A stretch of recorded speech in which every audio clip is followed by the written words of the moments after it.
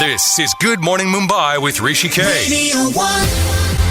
I am just so looking forward to Raazi. It's not even funny. Meghna Gulzar, welcome to the show. How are you doing? I'm good, Hrishi. How are you? Excellent. Vicky Kaushal, how are you, brother? Very good, brother. How are you? Excellent. So, Harinder Sikka's novel, Calling Sehmat. What really fascinated you about the book? Why did you think it would lend itself to a successful screenplay, Meghna? It's a very compelling story. The book is extremely vast. Like I would often tell the author that the book actually has 4 films in it. But if you pick up the core thread of the book, which is this girl's journey, and everything that she goes through, it is very moving, very powerful. And for me, what really hits it out of the park is that it's a true story. But difficult to do a screenplay out of? Or no. Did you select that particular story you want to do, or a particular part? It was not difficult to do the screenplay because the mota movement of the story was there. But to plug all the logical loopholes and make it believable. You know, in a book, you can turn a page and cover a big span of time. But in a film, you can't do that. You need to do it one step at a time. So carving out those details was actually the challenge. So the characters of Fauji, what's his rank, Vicky? And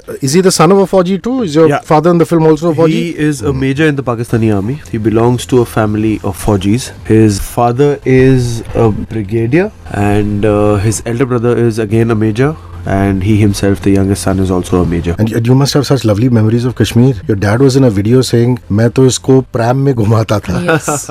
Such a sweet Because dad I used to moment. be on their sets when I was young. I've been going there since I was a year and a half. And to be able to shoot there, for me, was very, very special. And to have my son visit my set. And it's so difficult to shoot there because I remember Imtiaz had taken me along to do an audio documentary during Highway. And Alia and myself and, Aki Nirula and Randeep and all were up there. And we were with these Bakarwals, these tribes there. It's so difficult to get work done, in those that beauty. So you obviously you got a fair amount of work done. What are your Kashmir diaries, Vicky? It was my second time in Kashmir, but kind of my first time because the first time I was there for an ad film shoot, which was only for one night. Like I went there in the evening and then next morning a flight back. So it was great. It was great because we were there in Srinagar, we were there in Pahalgaon, and then this place called Dudhpatri. And then I also trekked to Adu Valley, which is uphill from Pahalgaon on my day off. I think the best thing about Kashmir is the people over there. They are so welcoming. And they're also good looking. They're all out of a, Cary Grant film, man. Yeah, they are. Yeah, absolutely. The men particularly. Men in particular, yeah, of course. So is Morse code even used for espionage these days, or was Not it a very for espionage, 70s? But it's still used in the Navy. And I'm very fascinated because, I grew up on all these Robert Ludlum novels and things like that. So I see her wiring up places. I see her using Morse It's code. quite removed from a Robert Ludlum novel. I'm sure it is. Yeah, because, this is 1971. 71, correct. Yeah. Tell me about the kind of implements people were using for espionage during the 71 war, around that era, which you've covered in the movie. We were on the brink of wireless bugs even. Even that was wired. In the film, even the talkback technology was not there. So if you were communicating with your team and they had earpieces, it was only one way. There was no spy cameras so prominently used because the sizing of things, like your dot wala chip or your miniature cameras, the sizes hadn't become smaller yet. So it was difficult. It was a completely human job. Even transmission of information was done completely on a human to human mule level. And you didn't want Alia to wing it. Were you in particular interested that she learn Morse code fully, or was it something that she volunteered to do? I think it was a little bit of both.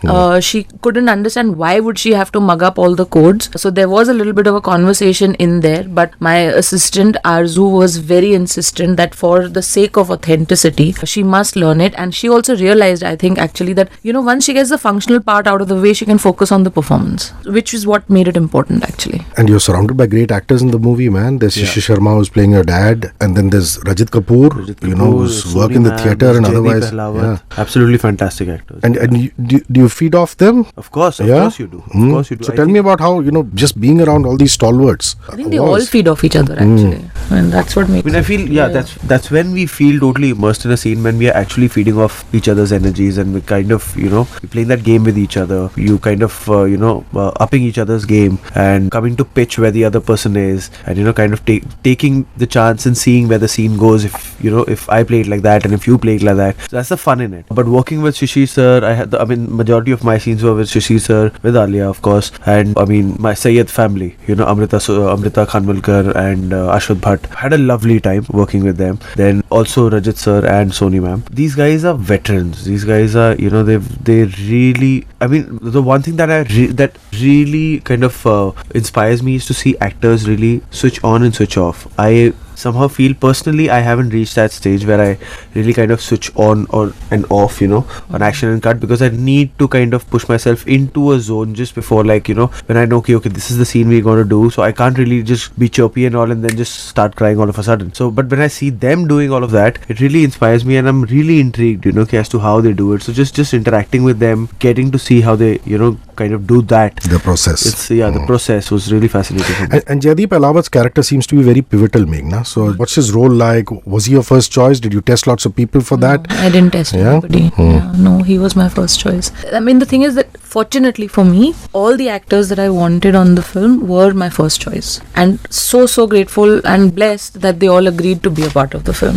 With Jaideep, he is pivotal because he is her handler. And he is the one who mentors her, actually. The song, which is Dilbaro, it travels pretty much from Kashmir through the Punjab into Pakistan, right? You're a Punjabi. Have you heard stories of partition from grandparents, older, your dad's generation? Does that era fascinate you? I've noticed that most Punjabis do. Like for people in the south, for example, there was no Batwara. You know what I mean? It was one. I mean, they had their own problems, but the fact that there was a state which was partitioned into two, and the people went into two. So, from a personal perspective, family, friends, anything that people have shared with you? Mom and dad keep talking of it like vaguely while I was growing up, like, you know, like कि हमारे गांव में ये थे जो बंटवारे से वहाँ से यहाँ गए थे, half the family was there, half the family is here, and all of that. It was very vague, but there's this one interesting trivia that I got to know. That was my first meeting after reading the script with Meghna, and the first thing I asked her was a Kashmiri girl getting married to a Pakistani guy. How possible was that in that era? Because right now, if I think of it, I actually can't imagine like that happening. I mean, Sania got married to Shoaib, and look at the kind of nonsense she had to go through. Yeah, and also just, I mean, the crossing borders and coming over here, the Pakistani family coming here, getting married and taking the, you know, the girl away. So one thing that I came to know was that Meghna told me that there was not fencing borders back then. There were just highway posts, like the posts that you see on highways. That's the kind of border we had. You know? Fencing happened only after 71. After 71, and that I had no clue of. So all this changing of the guard that they do in Firozpur and Wagah, all this dramabazi and all that didn't exist at that time. I'm sure you needed proper documents, but you needed documents. So it was called a visitor visa. It was one piece of paper, because all the papers that you are carrying in that sequence are authentic. Correct. With your names on it. So there's like enough research that's gone into it. But so you know what would happen is that with Kashmir, there would be villages which half the village would be on the Pakistani side, half the village would be on the Indian side. So how do you suddenly cut off your connections or your rishtas like that just because some line has been drawn? So and this happens even now. If there's a village which is squatting in the center of the two countries, I mean, their people will interact, they will exchange, they will get married. There's another video of your dad saying you reject his lyrics a lot. Is that just him just being playful, or does that happen? No, it does. Well, reject is a wrong word. Is a strong word. Yeah, it's a strong. But you ask him to rework, like any director would ask his or her lyricist to do it. And invariably it happens with every film of mine. But I guess that, you know, I wouldn't say friction, but that I think the back and forth lends itself to the creative process. And what comes out of it is far more engaging than, you know, ki unhone diya, maine liya, okay, thank you. And he is indulgent, not just as a father, but as a lyricist in terms of what you want. He's more indulgent as a lyricist than as a father when we are working on a film together. That's amazing.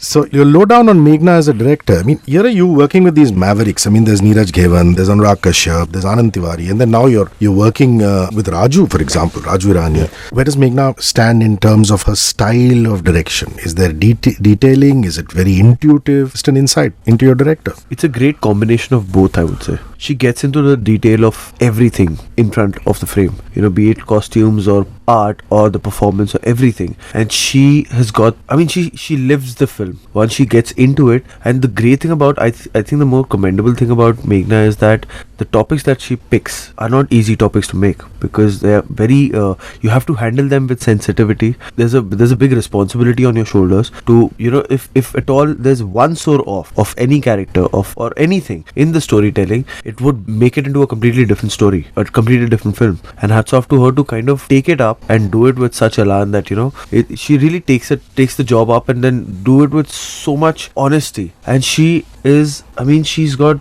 everything in her head already, to very details of a scene, like I said, be it a costume thing or a prop thing or the performances. That's amazing about her.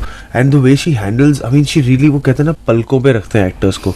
That's the way she directs actors. Like, you really feel like she's just nurturing you, when she's directing you. So yeah, that's what I felt. Is fearless a word that comes to mind? Yeah. Why I'm saying that, Meghna, is because with subjects like Talwar and subjects of an India-Pakistan story, there is likely to be a backlash. You have to be slightly fearless as a filmmaker, saying that, there are some things I'm not going to give an F about. There's some things that I will listen to in terms of audience feedback. Do you think that's a part of your character? That's something that you've inculcated over these few films that you've made? Have you always been fearless as a filmmaker? I would think so. I think, again, fearless is a very frontal word. But I've been very honest to my integrity and my sensibility from the beginning. Otherwise, who in the beginning of their career would make a film with 2 actresses on surrogacy? I would make either a chick flick or a travelogue or, a buddy flick or whatever. I did that in 2002. But I don't disregard the backlash or the opinions that come at me. I don't. But I trust the integrity behind making the content that I do to speak for itself. The intention becomes very clear, and if that intention is correct and it's not one to rabble rouse, then that backlash doesn't come. So you worked with Preetham, you worked with Vishal Bhardwaj, Anu Malik, the music directors I'm talking about. Your dad's done a lot of work with Shankar Ehsaan Loy. I just love the Kashmiri folk bit to the soundtrack of Raazi. So working with the 3 of them who are just completely different personalities and who I'm sure at a lot of times tend to do their own thing. So being in that room together with Shankar Ehsaan Loy. Actually, that's the thing, it seems like they tend to do their own thing, but like in a harmony, you have 3 people singing 3 different scales, but it all just comes together. For me, they are a harmony, because you have Shankar who works on the main melody and your instrumentation and your solos and stuff. You have Loy who's sitting on one side, who's working on the bass and the rhythms and stuff. And you have Ehsaan who's sitting on the percussions or the strings and things like that. And once they've, figured out the main tune, they don't talk to each other ki, "Achha, isme ye bhi dalte hain, isme ye bhi dalte hain." They're sitting on their own stations and doing whatever they have to do with their headphones on. And then it comes together to the engineer and it is magic. It is so, they are so in sync with each other. And what I find beautiful is that Ehsaan has, rock and pop and stuff as his strengths. Loy has, a lot of insight into jazz music, etc. And Shankar has firm foundations in Indian classical. So the blend of that knowledge gives you music of extremely high quality. The cinematographer of Raazi, another thing I noticed in the trailer and in the few of the videos that I've seen is one is the vast locales, which is the beauty of Kashmir and this and that, and suddenly it just goes into these tight dramatic flourishes. So a little bit about the cinematographer, Vicky, just tell me about him. DOP, his name is Jay Patel, one of the most zen persons I've ever come across. Also, what I've really found appealing about him as a cinematographer was that he really goes one with the storytelling. It's like you don't feel like, it just becomes like you're part of the story, you're there, but nobody can see me as an audience, but I can see what's happening around me. His POV is always that, and he understands edit, he understands storytelling, and he's just amazing, very calm, very composed, but at the same time very fast. And I think Meghna would be in a better position to talk about him and how the process was. He's like the gentleman behind the camera. I would describe him like that. He's extremely young and fabulously talented. His eye has an edge, to the way he sees things, and very fast, and also because with the planning that he does, when we gave everybody the script, he wanted his leather bound. So he had a leather bound script of Raazi, and he had tags, and he had notes, and he had color coded scenes. I don't know, I've till now not asked him what that means, ki ye color kis liye, but you knew that he had thought about things a lot before he came on set. I really respect that. Gotta love that. I believe Everton has a few lines from Allama Iqbal, who's the poet laureate of Pakistan. Tell me about those lines. So it's a prayer. It's called Bacche Ki Dua. It says, Lab pe aati hai dua ban ke tamanna meri, Zindagi shamma ki surat ho khudaya meri. Allama Iqbal is the poet laureate of Pakistan, and as I was to realize because of my father, what I wanted was a song which had a duality to it, which Alia's character Sehmat teaches to the school children. And so when they are saying "Ae Watan Mere Watan" and they are singing about their Watan, she is actually thinking about hers. In that, I wanted to pay tribute to this Lab Pe Aati Hai Dua, which Papa said, this is Allama Iqbal, and he is also the same person who's written Sare Jahan Se Achha Hindustan Hamara. When I heard of that, I was shocked. I said, man, we know such little about our country. Yeah. It's amazing. There's one person who's written, he's the poet laureate of Pakistan, and he has written one of our national songs. The Urdu lehja and speech, was that easy to do? Who helped you through that? Did you have a dialogue coach, or was it just Meghna doing readings with you? Just Meghna. So we weren't going like overboard. That was our plan, to go overboard with Urdu. We just wanted to be subtle. We just didn't want to put it in the face that we are Pakistani, so we have to be like full on into Urdu and nothing else. So we just had to take care of the nuqtas in the words and all, and some Urdu the verses when you have to in specific scenes that we had to learn to the T. But otherwise, it was the right balance that we had to find as to. It's more Hindustani actually, more Shuddh Hindustani that this world speaks than what we speak today. This is a shot of a battleship in all its glory. Is there for a fleeting few minutes in the trailer? Was that an actual battleship that you shot at? And yes. What is Which that all everybody has been saying that how could I get it so wrong that a Sea Harrier didn't exist in 1971. But I will not clarify that till the film releases. I had no clue. I just thought it was a wonderful grand shot. Men in uniform standing there and It's our aircraft carrier. Wow, amazing. Doesn't your wonderful dad ask you if you're going to do an out-and-out action Mardhad film with stunts? I mean, Raman Raghav was there. So it wasn't an action film. But it wasn't an action film. It was action in the mind. So doesn't sir ask you, yeah? Since the first film, he's like, यार तू action director का बेटा है, तूने आज तक एक film में एक थप्पड़ भी नहीं मारा है, कुछ तो शर्म कर ले. But then but my next film Uri is an out-and-out action film, my first one. Unfortunately, not with my dad, but looking forward to that opportunity. I had the opportunity of working with him for a sequence in Zuban, but I really want to do an out-and-out action film with him. And he's such a wonderful man. Please give him my regards. Some of us old dinosaurs who've been around in the radio business have had the good fortune of interviewing both your fathers. Such wonderful people. You're back with Jungly Pictures, who also co-produced Talwar. The comfort level with them, do they get your vision, or there are a fair share of arguments, as there should be in any film set? Yes, there should be. Absolutely. But we've never had any till now. Wow. Yeah. That's quite amazing. I'm quite stunned. No, so and the thing is that what I appreciate about Jungly Pictures is that they, their approach towards making a film is extremely professional, and they don't pander to the director. Their entire thrust is on the film. For the film to be successful, its numbers need to be correct. So they work backwards from the numbers. For me as a filmmaker, my biggest take on that is that because of that, it may be stringent and it may be a tough shoot, but at the end of the day, when I know that the numbers are correct and the film is not going to get loaded, the stress is off me as a filmmaker, which is a very big thing. I mean, it's a period piece, so the production design and the costumes have got to be of paramount importance. Both of you answer that together. I mean, you can maybe start talking about the costumes and then you get into the production design. So the costume of the film is done by Maxima, and I remember when I got cast for the film, and I used to sit with Meghna and go to the Dharma office, and I used to go to the direction room. It was just filled with pictures and references of that era, with people in uniform of different designations and ranks in the army, just of people from Pakistan, people from India, and just the era. And then when I had my look test, when I came for the look test, it was all there, and it was just the way you kind of had visualized when you read the script, and it was just bang on, like the suits, the fit, the colors, the look that was given, the mustache and the partition. I like the wavy side. Yeah. It's really retro. Yeah, it's quite really cool. retro. Yeah, you've seen pictures I used to enjoy making sure the continuity of that wave is intact in every scene. I used to really enjoy it. She was very particular. I was really particular about that. Like my hairstylist for the film, he was going nuts. He was really scared of me. The setting, the production design. Yeah. I call them magicians. Subhrata Chakravarti and Amit Ray. They can make anything possible. So we were shooting. We made the house interior set. And only because I'm saying that, you will know it's a set. Otherwise, it doesn't look like a set at all. In fact, the exterior of the house is a building in Patiala, and the interior we've done here, but we've had to match the foyer so that I can go seamlessly in and out of the house. So when our actors, when we finished our Bombay schedule and then we went to Patiala to this house, and they walked into the foyer where there is a staircase going to the first floor of the house, they were like, it was actually like going back in the Twilight Zone because it was identical to the centimeter, the way he had replicated it. Wow. Yeah, I mean, his eye for detail is just something else. So your son joined you on the set. Where was this? Was it Kashmir? Was it in Punjab? It was in Kashmir. How sweet. Yeah. It must have been a mom moment. It was. Yeah. Mom moment actually was on Talwar because I was making a film after a really long time and I had not been separated from him for a while, and he came on the set and we were shooting a really tough scene that day we were on the terrace. I broke down when he came on set. This time I was all smiles. So Alia gets her best friend on the set. Meghna gets her son on the set. Who did you have on the set?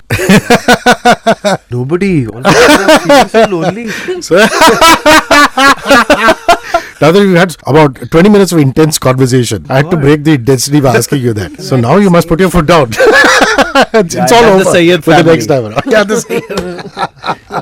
so listen, the Kashmiri lyrics, the folk lyrics, were they penned by your dad or they just... No, so they're actually Kashmiri, it's a wedding song. It's a Kashmiri folk wedding song. The interesting thing about that is that dad had already written the Mukhra of Dilbaro, and then I wanted an opening, like a prelude to the song, and I wanted Kashmiri in it. And so we got Vibha Saraf, who's the singer, and she sang a couple of options, and melodically this sounded the nicest to me. When I asked her to translate what the words would mean, because I would need to do subtitles, it is completely serendipity that the Kashmiri lyrics and the Hindi lyrics were identical. Oh, wow. So, Bachche Sen Khan Majkoor, Vyume Ruksat Jan Boy means, I am your princess, dear father, but bid me farewell now, brother of mine. I didn't know that.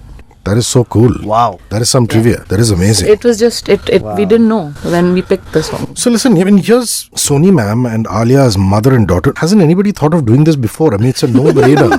I mean, the fact that they both have had successful careers and they're playing mom and daughter together for the first time in the movie. Was it an immediate yes when you approached them? Yeah, totally. So Alia had to actually keep it a secret from her, and she was very excited and she was like dying to tell her, and Soni ma'am was traveling, and so I didn't want to talk to her over the phone about something like this. I wanted to waited for her to come back, and Alia couldn't contain herself for all of 4 days. Thankfully she did. Well, we're all a mutual admiration society, at least as far as Alia is concerned. And it looks as though she's worked incredibly hard on this one. I see patches of hand-to-hand combat. I see Morse code. And who better to tell us about that than you? The kind of work that she's put in, the dedication and the effort that she's given in your vision. So like when we went into prep for the film, we prepped for 3 months for this film. Alia went into prep for the film as well. She took 3 months. First she started with internalizing the character and the script, and then we started. So the prep also went on layers of from easy to difficult, starting with language and then going into Morse code and then going into the self-defense training and the driving the jonga. But for me, if you ask me, and you don't realize this when you're shooting the film, you realize this when you've edited it and you see the sequences in a flow. These are the very obvious things that she has worked on which jump at you. It's the subliminal things, the way she walked, the way she sat down, the way she carried herself, or what her body language was when she was that young girl in college, as opposed to when she got married and was a new bride, to the end of her journey. There is a shift, internal and subliminal shift in that as well. You don't realize that when you're filming, because you're filming in all random order. What about you and her? Your buddies? Must have been wonderful hanging out on set and, just working on this movie, man. Yeah, it was. I mean, the great thing about her is that, she doesn't come with the baggage of being a star. When you talk to her, that it's just the human Alia talking to you, like in its purest form. She's a completely transparent person. She is what she's feeling like right now. She's very impulsive. She's very honest and very down to earth. So with a person like this, it's easy to just break that wall and just have a honest conversation, and that really helps when you're performing. You can share anything. If you're feeling like, okay, this is not working out, you share it and then you kind of work it out. So it was really like a breeze working with her. She's absolutely fantastic. Listen, I love Filhal, I love Talwar, and I can't wait to see Raazi. Best of luck, and thank you for coming by. Thank you so much, Meghna. Thank you, Vicky. Thank you, Hrishi.